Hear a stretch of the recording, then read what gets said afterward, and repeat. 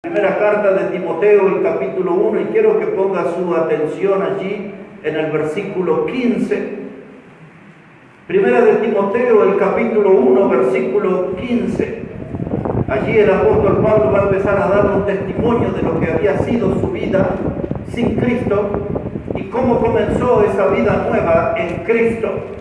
Dice la palabra de Dios, Primera de Timoteo 1, verso 15, dice: palabra fiel y digna de ser recibida por todos, que Cristo Jesús vino al mundo para salvar a los pecadores, de los cuales yo soy el primero. El apóstol Pablo se define como un gran pecador. Es más, en su clasificación él figura primero. Dice: entre los pecadores yo soy el primero, pero voy a dar una palabra que es fiel, una palabra de que Jesús vino a este mundo a buscar a los pecadores. Y esta mañana yo voy a hablar con ustedes sobre el tema: un pecador de frondoso prontuario. Un pecador de frondoso prontuario. Pablo tenía muy en claro aquí, dijimos, su condición de pecador. Se sentía insuperable, como que nadie había pecado más que él. Él había llegado al punto más alto de la maldad, al punto más alto de su pecado. Y él va a poner ahí argumentos para demostrar que él era un gran pecador.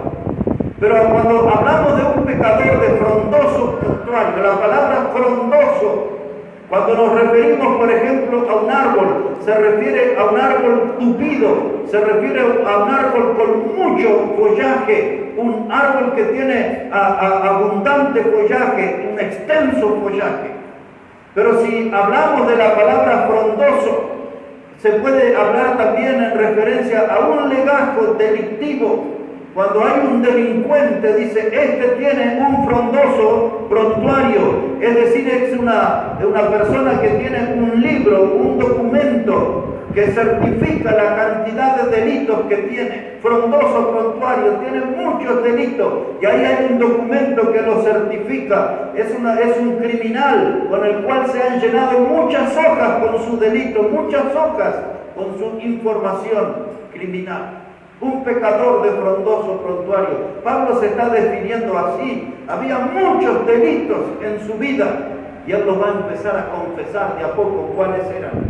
Entonces necesitamos comenzar a leer versículo 12. Primera de Timoteo, capítulo 1, versículo 12. Dice él: yo doy gracias al que me fortaleció, a Cristo Jesús, nuestro Señor, porque me tuvo por fiel, poniéndome en el ministerio. Y ahí empieza a confesar: habiendo yo sido antes blasfemo, perseguidor e injuriador, mas fui recibido a misericordia, porque lo hice por ignorancia y en incredulidad. En primer lugar, Pablo se confiesa que en su pasado él había sido un hombre blasfemo. La palabra blasfemo habla de una irreverencia, habla de una ofensa hacia algo que es santo o sagrado. En otras palabras, Pablo estaba reconociendo que él ofendió a Dios, ofendió a la persona de Cristo. La palabra blasfemia es una referencia también a un lenguaje difamatorio hacia Dios. Un lenguaje difamatorio hacia Dios. Pablo dice: yo he difamado a Dios, he sido blasfemo.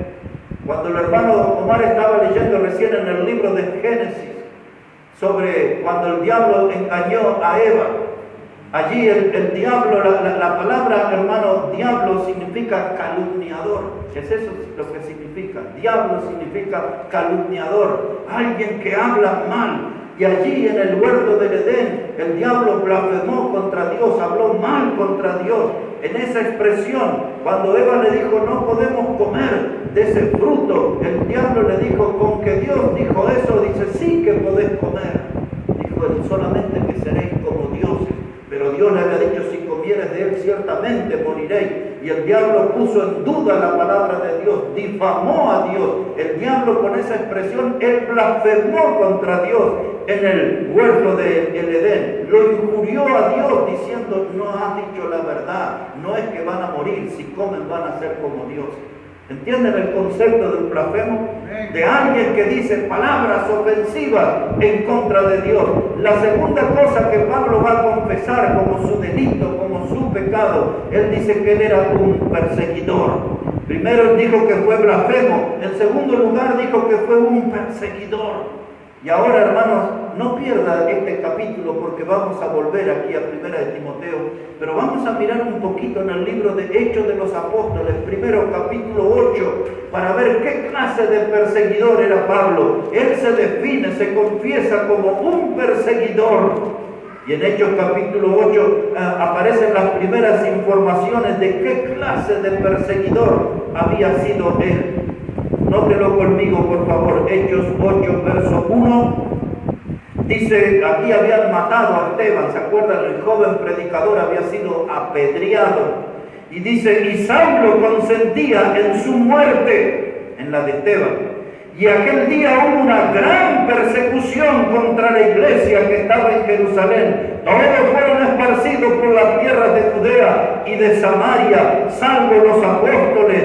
Y hombres piadosos llevaron a enterrar a Esteban e hicieron gran llanto sobre él. Y Saulo asolaba la iglesia y entrando casa por casa arrastraba a hombres y a mujeres y los entregaba en la cárcel. Ahí está. Él confiesa la clase de perseguidor. Seguía a nuestros hermanos en la fe, entraba en la casa, tomaba a los hombres, los arrastraba. Si eran mujeres, hermanos, las arrastraba también y los llevaba a la cárcel. Y muchos de ellos de la cárcel iban hacia la muerte. Esa era la clase de perseguidor que era Pablo. Y él dice, yo fui un blasfemo, dije palabras ofensivas contra Dios, fui un perseguidor de la iglesia porque en su mente la idea era terminar con el cristianismo. Él estaba obsesionado con esa idea, terminar con el cristianismo y con los cristianos, todos en la cárcel, todos muertos los quería ver Pablo. Y él confiesa como su crimen, su pecado. Él dice, yo he sido un perseguidor de la iglesia. Esto no es un hecho casual. Eso que él hizo, esas maldades que él hizo, le iban a perseguir toda su vida. Y él lo va a citar varias veces. Yo tomé una nada más ahora, cuando él estuvo frente al rey Agripa. Miren lo que dice. Observe ahí, por favor. Hechos de los Apóstoles, capítulo 26. Hechos de los Apóstoles, pero el capítulo 26, versículo 9. Pablo está allí frente al rey Agripa y le dice estas palabras. Hechos 26, versículo 9.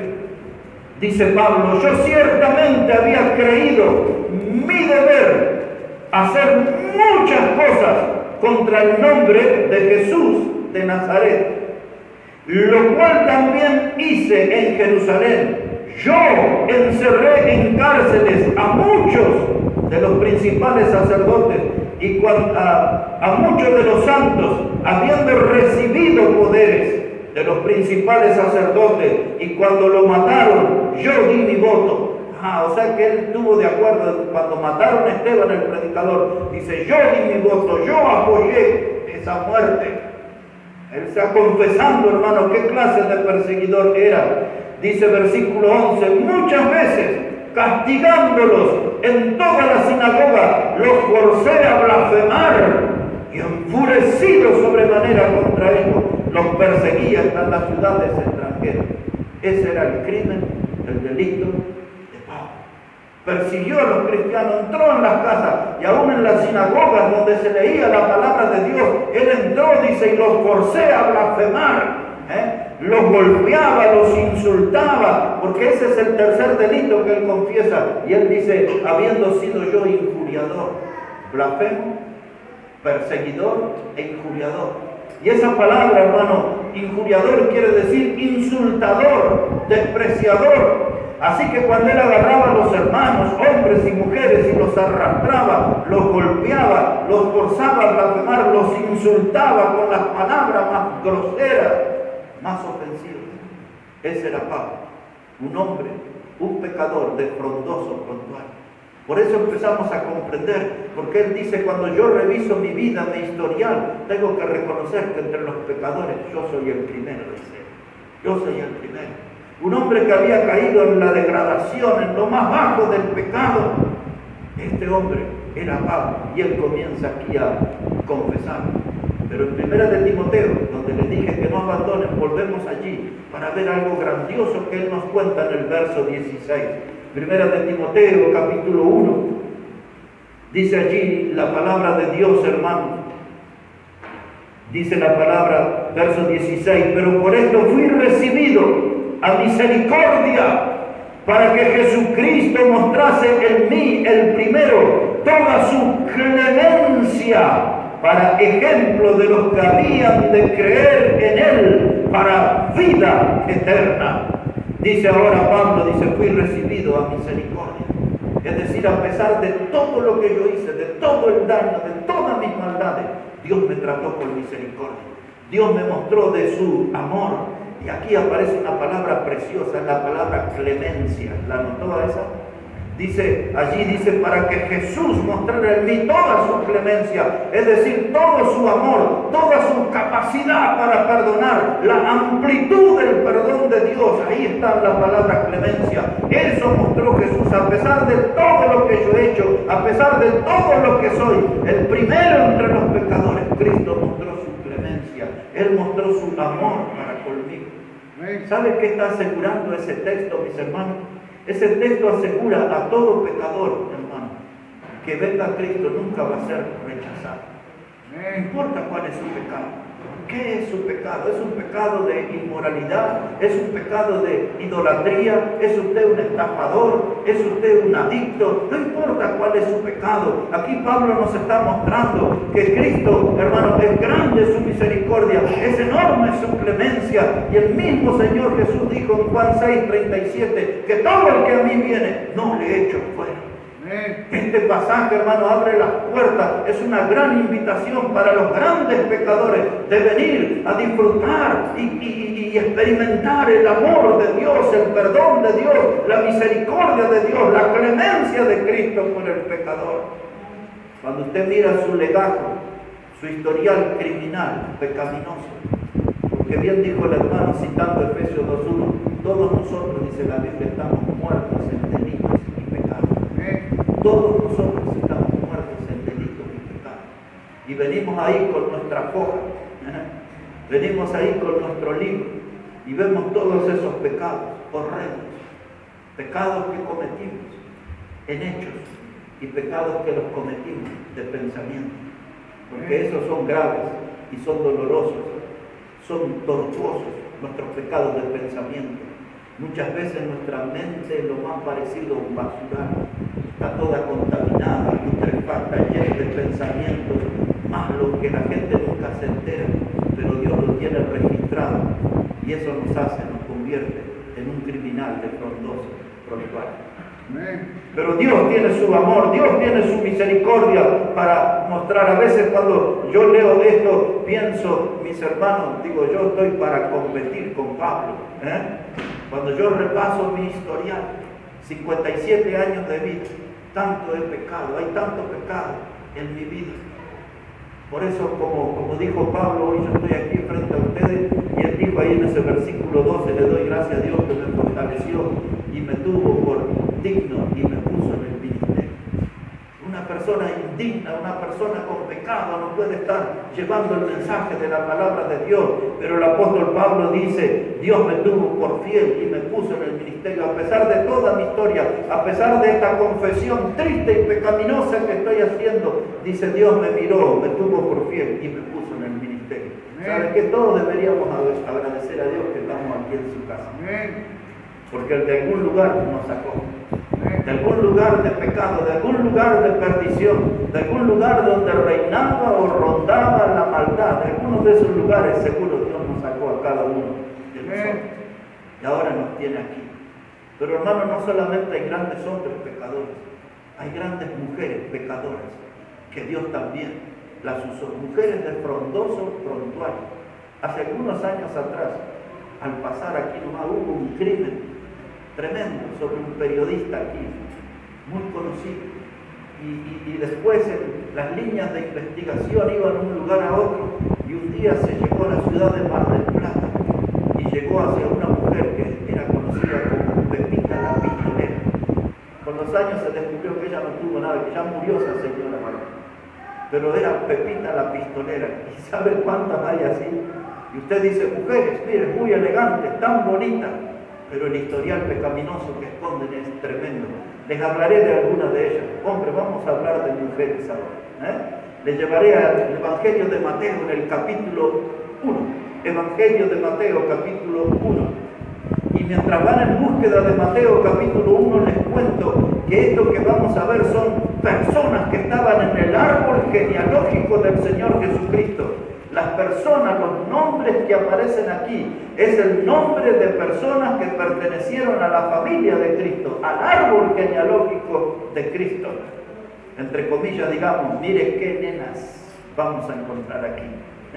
Evangelio de Mateo, el capítulo 1, por favor. Les voy a leer los primeros 6 versículos, así los pongo en clima. Dice Evangelio de Mateo, el capítulo 1, verso 1. Es el libro de la genealogía. ¿De quién? De Jesucristo. Mire lo que van a aparecer en su grupo familiar. Dice, Cristo, hijo de David, hijo de Abraham.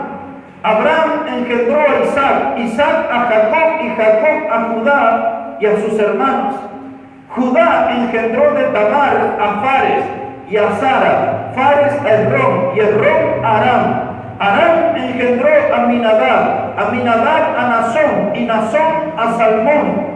Y Salmón engendró de Rahab a Boaz engendró a Ruth, a Obed y Obed a Isaí. Isaí engendró al rey David y el rey David engendró a Salomón, de la que fue mujer de Urías. Y usted dice, ¿qué me quiere decir con todos esos nombres? Aquí hay grandes lecciones, usted tendría que investigar quiénes son cada uno de los hombres y mujeres que aparecen aquí. Yo me encargaré de 3 niñas, de 3 mujeres, de la familia del Señor, del árbol genealógico del Señor. La primera de ellas está ahí en el versículo 3. Mire cómo dice, Judá engendró de Tamar a Fares. ¿Sabe quién era Tamar? Este es un trabajo que les voy a enviar para su hogar. Tiene que estudiar todo el capítulo 38 del libro de Génesis. Recuérdelo. Capítulo 38 del libro de Génesis se va a encontrar con la historia de esta niña, Tamar. Tamar un día se casó con un muchacho, un hijo de Judá. Judá era de los hijos de Jacob. Jacob es donde viene la nación de Israel. Pero Tamar se casó con un muchacho que se llamaba Er. Y este hombre fue malo delante de los ojos de Dios y Dios lo mató, le quitó la vida. Y entonces había en aquel tiempo, hermano, una ley que se llamaba la ley del levirato.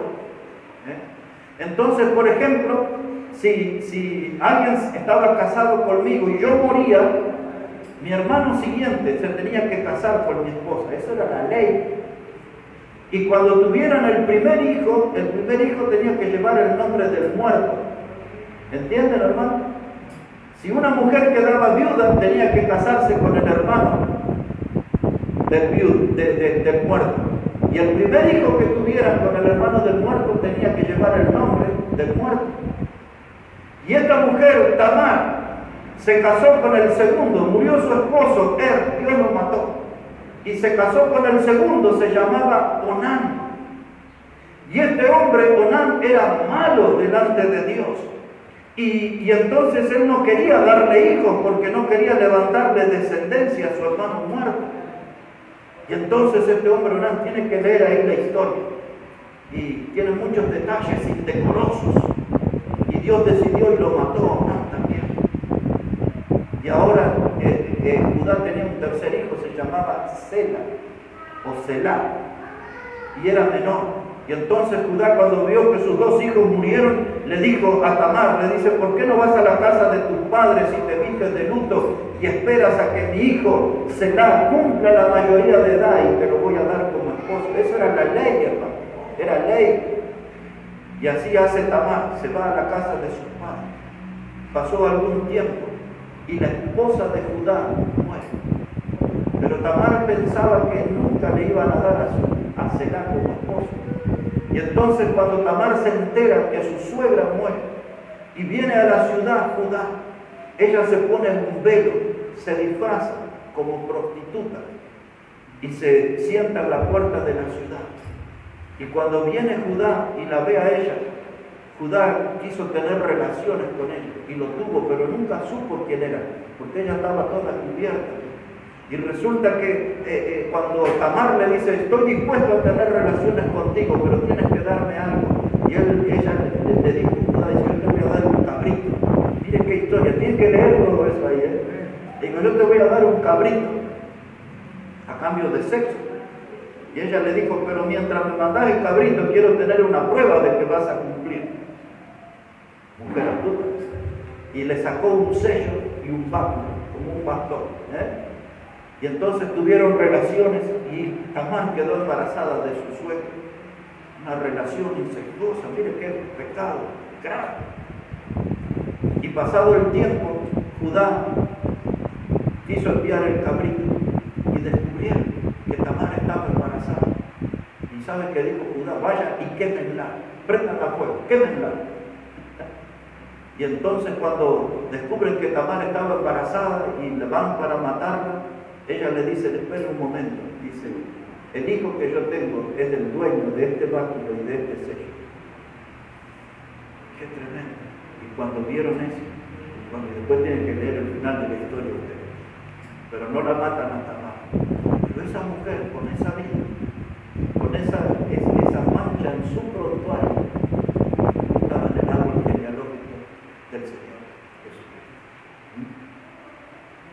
Allí mandaron ahí a buscar a esa prostituta y en el pueblo le dijeron, aquí no hay ninguna prostituta, nunca hubo ninguna, le decían.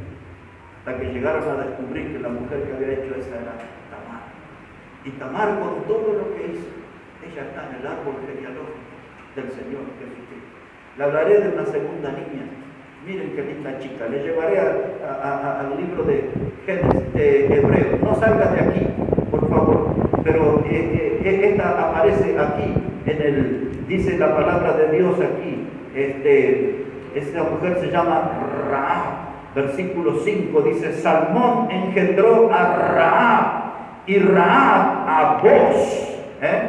Veremos quién es esta mujer, Rahab. Hebreos, por favor, el capítulo 11, verso 31. Hebreos 11, verso 31.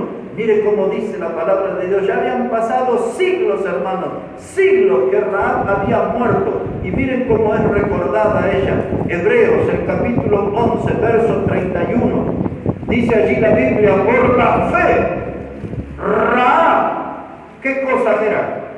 La ramera no pereció juntamente con los desobedientes, habiendo recibido a los espías en paz. Mire, hermano, la Biblia dice, Rahab, la ramera, es la que está en el árbol genealógico del Señor Jesucristo. ¿Quién era esta mujer? Tiene que leer su historia en el libro de Josué, en el capítulo 2. Allí fue enviado 2 espías para investigar la tierra que Israel iba a poseer y ver la ciudad de Jericó, la que iba a ser derribada. Y esta mujer, cuando vio a los 2 espías, no los delató, no los denunció para que los mataran, sino que los escondió, les salvó la vida. Y los 2 espías le hicieron la promesa, cuando el pueblo de Dios invada y esta ciudad sea derribada, se va a salvar tu papá, tu mamá, tus hermanos, tu parentela. Hicieron ese trato con una ramera. Y esta mujer ramera llamada Rahab, Dios le salvó la vida a ella y a su familia cuando la ciudad de Jericó fue derribada. Y esta mujer, hermano, dice allí la palabra que fue la mamá de Booz. Booz, hermano, fue un hombre que se casó con Ruth, la del libro de Ruth. Y ellos tuvieron un hijo, hermano. Ese hijo, hermano, se llamó Isaí. Isaí tuvo un hijo que se llamó Obed. Obed tuvo un hijo que se llamó David, fue el rey. Y el Señor Jesucristo es del linaje de David. Una ramera. Tamar, Rahab. La tercera niña que le hablaré aquí estaba allí, hermano. Es esa mujer que dice la palabra de Dios, la mujer de Urías, en el versículo 6. Cuando habla allí de la mujer de Urías, no aparece su nombre, pero se llamaba Betsabé. La historia de Betsabé está allí en el segundo libro de Samuel, en el capítulo 11, del versículo 1 al 6. Betsabé fue aquella mujer que una tarde, cumpliendo lo que era el reglamento de las mujeres en los días de purificación, ella salió a darse un baño y David la miró a ella y la codició y David la hizo traer a ella y la forzó, hermano. Esa es una historia que todavía tengo que predicarles en detalle. Y David abusó de esta mujer Betsabé y Betsabé quedó embarazada. Y allí, hermanos, cuando le hizo saber que estaba embarazada, David mandó a llamar al esposo que estaba en el campo de batalla. Era uno de los guerreros más fieles, era uno de los considerados los valientes de David. Y este hombre vino desde el campo de batalla y David lo quiso emborrachar y lo quiso enviar a la casa para estar con su esposa, para que tuviera relaciones y para que David después dijera: ese hijo es tuyo, no es mío. Mire toda la trampa que había ahí. Y entonces allí, hermano, no contento con eso, porque a Urías no quiso pasar con su mujer. Urías dice: yo me quedo aquí para cuidar al rey. Él amaba a David, respetaba a David, honraba a David. Y él dice: yo soy un soldado, yo no voy a ir a pasar yo voy a estar aquí para cuidar al rey, soy un soldado del rey. Y David, mire cómo le pagó. Lo mandó al campo de batalla, tomó un general que se llamaba Joab y le envió una carta por medio de Urías. Este hombre Urías era tan fiel, hermano, que era incapaz de abrir la carta, de leer que escribía el rey. Porque si hubiese leído esa carta, se hubiese enterado que ahí estaban todos los detalles de cómo tenían que matarlo a él. Urías fue una víctima de lo que David planeó. David planeó su crimen, que en lo más recio de la batalla todos tenían que abrirse y dejarlo Urías pelear solo para que muriera. Y así sucedió. Pero ese hijo que tuvo Betsabé murió. El hijo de David murió. Y ahora después, ya estando ella viuda, entonces David sí formó un matrimonio con ella. Y el primer hijo que tuvo fue Salomón. Pero Salomón, cuando usted lee ahí la historia de Salomón, dice la Biblia en Primera de Reyes, en el capítulo 11, dice que Salomón llegó a tener 700 esposas y 300 concubinas. Algunos no pueden ni con una, ¿no? Pero bueno, dice la Biblia, él tuvo 700 y 300 concubinas. Y Dios le había dicho, y todas estas eran extranjeras, todo eso era contra el rey de Dios. Y Dios había prohibido eso porque esas mujeres van a inclinar tu corazón a sus dioses, a sus ídolos. Y así sucedió, hermano, con Salomón. Cuando usted lee el Salmo 38 y lee el Salmo 51, todo entero, ahí está toda la confesión del pecado de David con Betsabé y el crimen que cometió con Urías, el heteo, su soldado fiel. Tremendo, hermano, esos salmos, todo lo que ha sufrido David por causa de esos pecados, porque 2 de los 10 mandamientos fueron violados: no cometerás adulterio y no matarás. David cometió sus 2.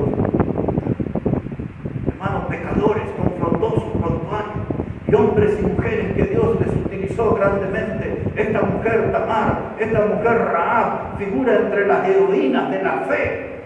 Entre las heroínas de la fe, allá en el podio más alto figuran esas mujeres. ¿Y qué tal si hablamos de la mujer samaritana que les prediqué el domingo anterior, de Juan capítulo 4? Aquella mujer que Jesús le dijo: has tenido 5 maridos y el que vive contigo no es tu marido. Y ella fue al pueblo y le predicó a la gente diciendo que había encontrado al profeta, y la multitud vino y creyó en Cristo como el Salvador.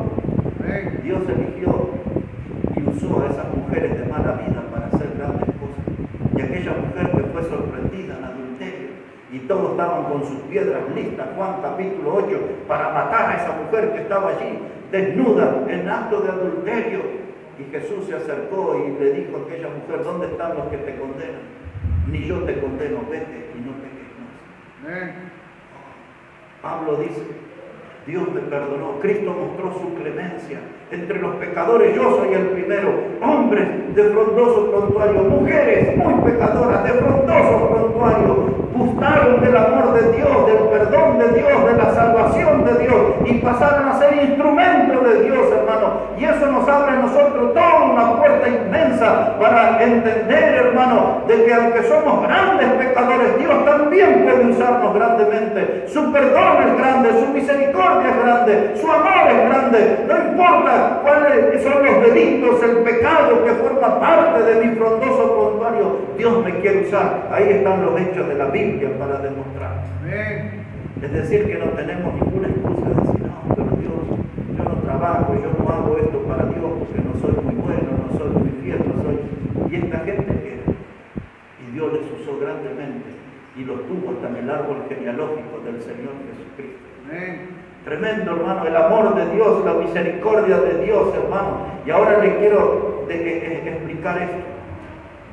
Un día vino un muchacho a la iglesia y estaba llena la iglesia, llena, mucha gente había. Y yo siempre saludaba a todos los que podía. Y a veces algunos cuando veía que se iban a recorrer en la calle, trataba de saludarlos cuando se iban. Y ese fue el caso de ese muchacho. No lo conocía, no lo distinguía yo quién era.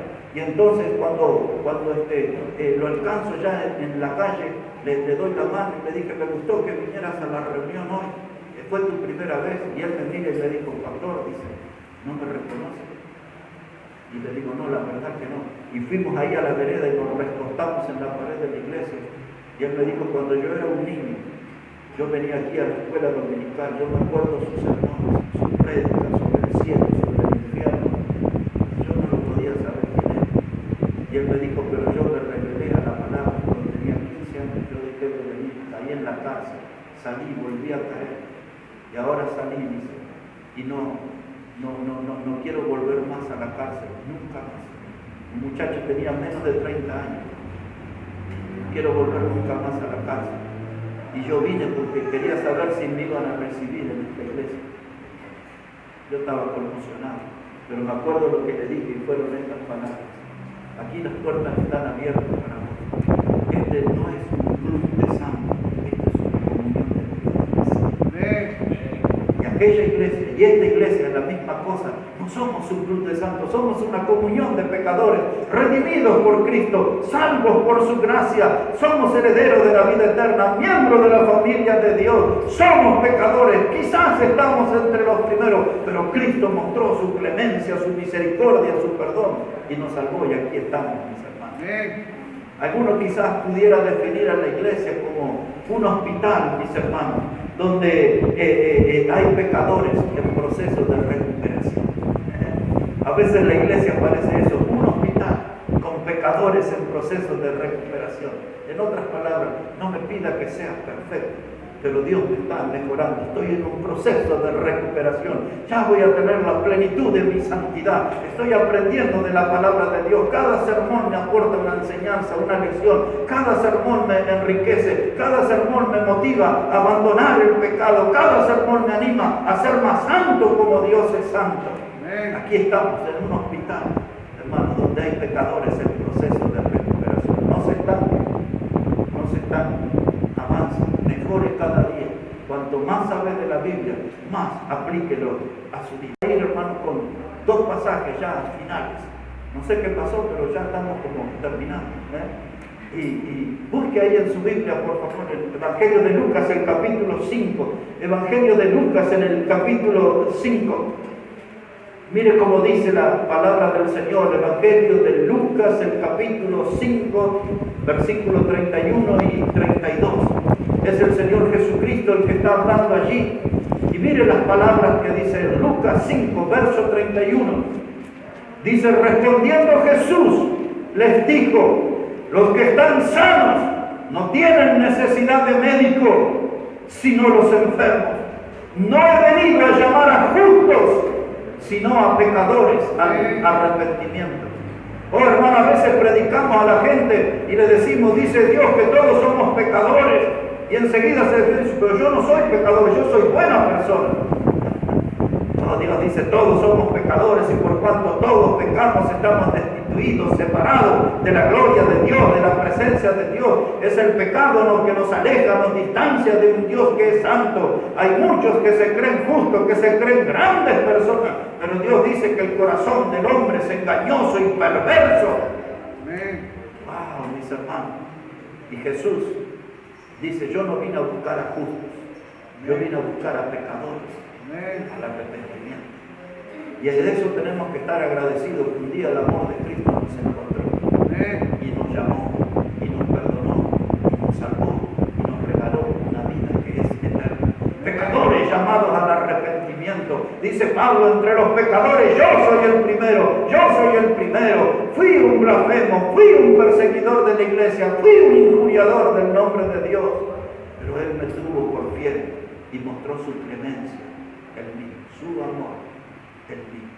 Y ahora le voy a terminar este mensaje hablándole de un estafador de la Biblia y de un estafador de la historia.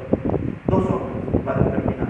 El estafador de la Biblia lo encontramos aquí, mis hermanos, en el Evangelio de Lucas, en el capítulo 19. Evangelio de Lucas, el capítulo 19. Este hombre era Zaqueo. Brevemente le contaré su historia. Zaqueo era un publicano, un cobrador de impuestos. Un publicano, junto con los samaritanos, eran las personas más odiadas en la tierra de Israel. Un publicano era un judío vendido al invasor, era un judío vendido a los romanos. El publicano, otro de ellos era Mateo, el del Evangelio, él era publicano.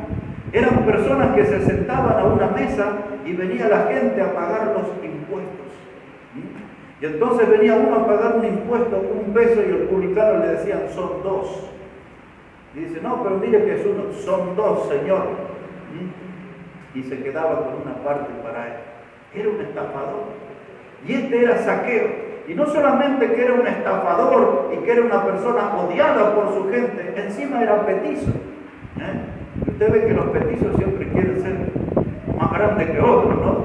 Los petizos quieren llevarse el mundo por delante. Aquí estamos en el reino de los pajitos, dicen. Son guapos los petizos. Y este Zaqueo era petizo.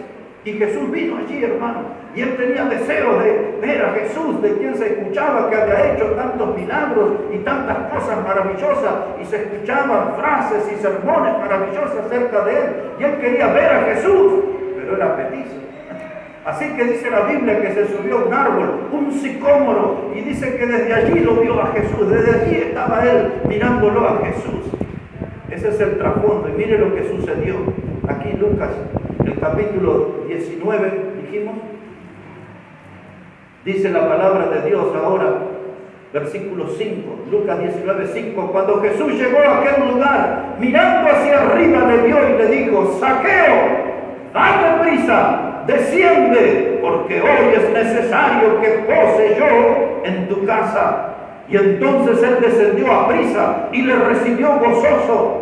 Y al ver esto todos murmuraban diciendo que había entrado a posar con un hombre pecador. Y entonces Zaqueo, puesto en pie, dijo al Señor, he aquí, Señor, la mitad de mis bienes doy a los pobres, y si en algo he defraudado a alguno, se lo devuelvo cuadruplicado.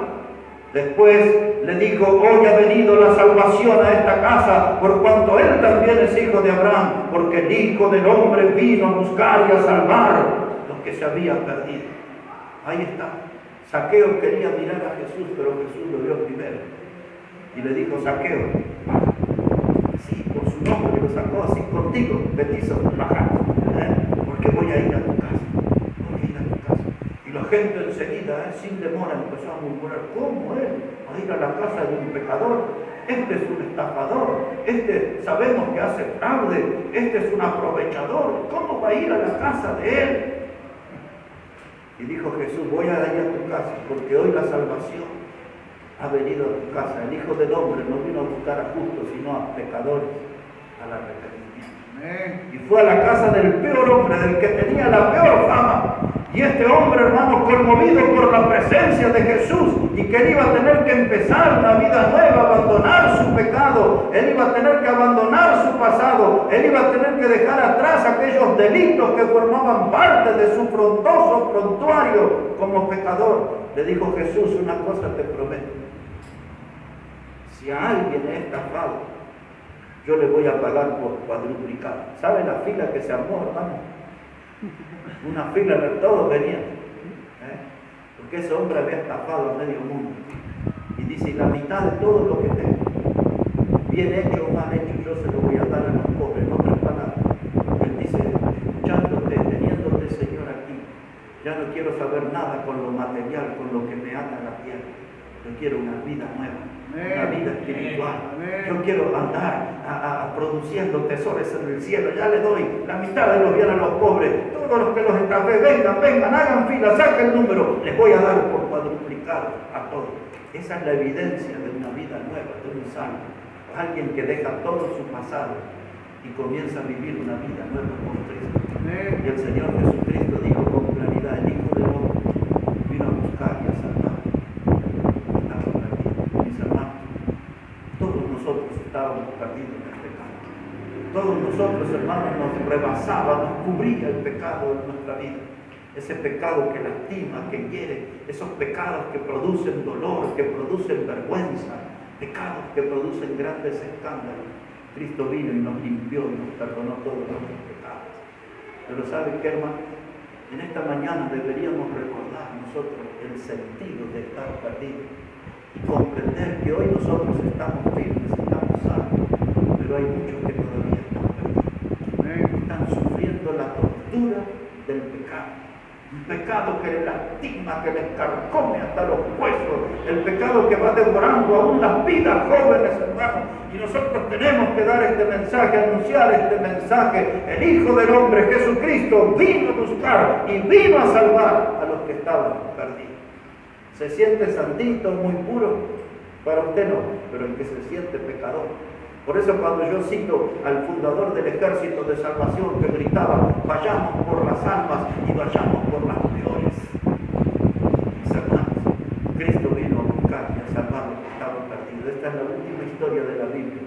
Y ahora una historia de un hombre que se llamó Juan Newton. Las cosas que más sabe la gente es que fue el escritor de la letra que formó un gran himno que se conoce con el título de Sublime Gracia. Sublime Gracia es un himno, hermano, que aún los rockeros que andan en los caminos del diablo a veces lo cantan en sus recitales, los mismos rockeros, porque es un himno que trascendió los límites de las iglesias cristianas y se instaló en el mundo. Ese himno y el otro que se llama La Mirada son dos himnos impactantes, escritos allá por los años 1500 y todavía lo cantamos en las iglesias, uno de esos himnos. Pero este hombre, Juan Newton, ¿quién era él? Él era un vendedor de esclavos, un hombre que se dedicaba a comprar gente y a traficar esclavos en los barcos y a vender esclavos. Una vida miserable, la vida de un ser miserable. Allí maltratando a la gente, poniéndole precio, vendiendo a los hermanos. Y este hombre era tan malo que aún ni siquiera su tripulación lo quería. Y un día Juan Newton se cayó al mar, se cayó y la gente de su barco le tiró un arpón para tratar de rescatarlo y ese arpón se incrustó en su cuerpo y eso hizo que él se transformara en una bestia, en un ser más amargo, más malo todavía. Pero allí en una de esas tempestades en el mar, él pensó que su vida se terminaba y se acordó de su mamá que le leía la Biblia.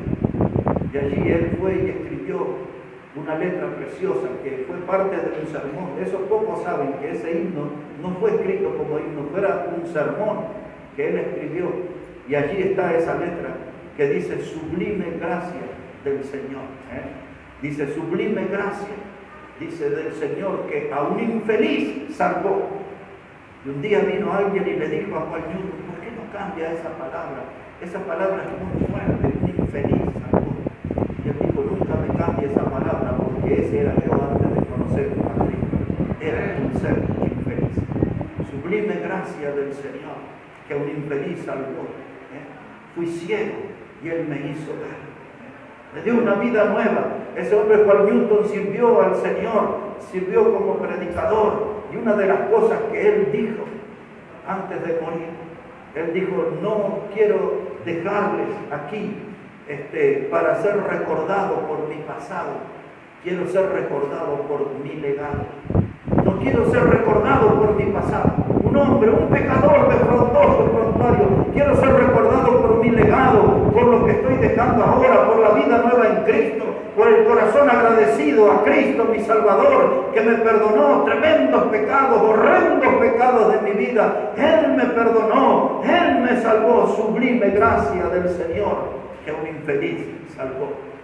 Hermano, cuando repasamos la vida de Pablo, un pecador de frondoso prontuario, blasfemo, perseguidor, injuriador, pero Cristo mostró su misericordia y su clemencia.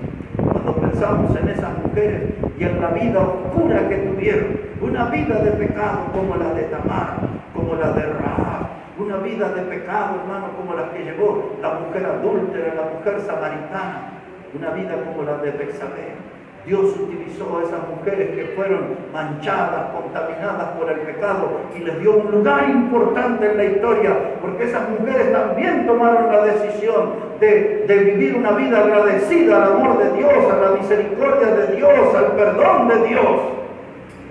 Cuando nosotros, hermanos, miramos la vida de Zaqueo o la de este hombre español, cuando miramos cómo Dios usó tan grandemente a David y a Salomón a pesar de sus grandes pecados, qué gran oportunidad que tenemos nosotros también. Somos pecadores, no hay duda, somos pecadores. Podemos ser un instrumento en las manos de Dios. El diablo puede susurrarnos al oído y dice, dale una mirada a tu prontuario. Revisa tu prontuario, tu foja de crímenes, tu foja de delitos y pecados. Pero yo no estoy aquí para escuchar al diablo y sus acusaciones. Yo estoy aquí para escuchar a Dios y Dios me está llamando para que yo sea un predicador, un servidor, alguien que lleve el mensaje del Evangelio, alguien que invite a la gente para venir a la iglesia, alguien que invite a la gente a venir a los pies de la cruz y encontrar el perdón y la salvación en Jesucristo. Yo sé que tengo un frondoso prontuario, yo sé que tengo un legajo extenso en mi vida de pecador, pero no puedo negar que Dios me quiere utilizar como un instrumento. Dios usó, hermano, grandemente a Tomás, aquel que dudó de él. Dios lo usó grandemente al apóstol Pedro, quien le negó 3 veces. Dios lo usó grandemente al apóstol Pablo, quien entre otras cosas fue un gran perseguidor y quería el final del cristianismo. Dios utilizó a todas esas personas. Él puede usarnos a nosotros, a pesar de que tenemos un frondoso prontuario. La victoria del amor de Dios sobre nuestro pecado es enorme. La victoria del amor de Dios sobre nuestro pecado. El amor de Dios es lo más grande. El amor de Dios, hermano, es lo más inmenso. El amor de Dios es lo que nos tiene que motivar, animar a nosotros a ser servidores y a escribir nuestro nombre, hermano, allí en la lista de hombres y mujeres que sirven fielmente al Señor.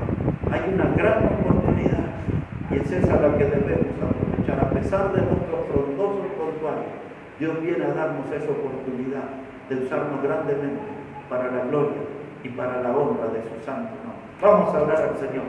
Todos con sus ojos cerrados, mis hermanos, vamos a prepararnos para orar al Señor, para hablar con Dios. Y esta mañana quizás Dios habló a su corazón. Y en esta mañana quizás usted entiende que todo lo que está haciendo no es todo lo que puede hacer por Dios. Puede hacer mucho más por el Señor. Quizás en esta mañana, viendo el historial de estos hombres y estas mujeres con tanto pecado, en esta mañana usted puede decirle a Dios con un corazón sincero, aquí estoy. No soy gran cosa, tengo un frondoso prontuario, pero quiero tener la oportunidad de ser usado por ti, Señor. Quiero tener la oportunidad de ser un instrumento en tus manos, de alguien que lleve gloria a tu nombre y que sea bendición para las almas. Si esa es su decisión en esta mañana, vamos a orar al Señor. Padre Celestial, te damos tantas gracias en esta hora por tu palabra, Señor. Y gracias por tu amor que es tan grande, por esa misericordia indescriptible, Señor, maravillosa. Como un día, Señor, viniste a nuestras vidas y perdonaste nuestro pecado y nos limpiaste. Y ahora nos tienes aquí en tu obra, Señor. Y oramos en esta mañana para que tu poder, Señor, obre en cada vida aquí.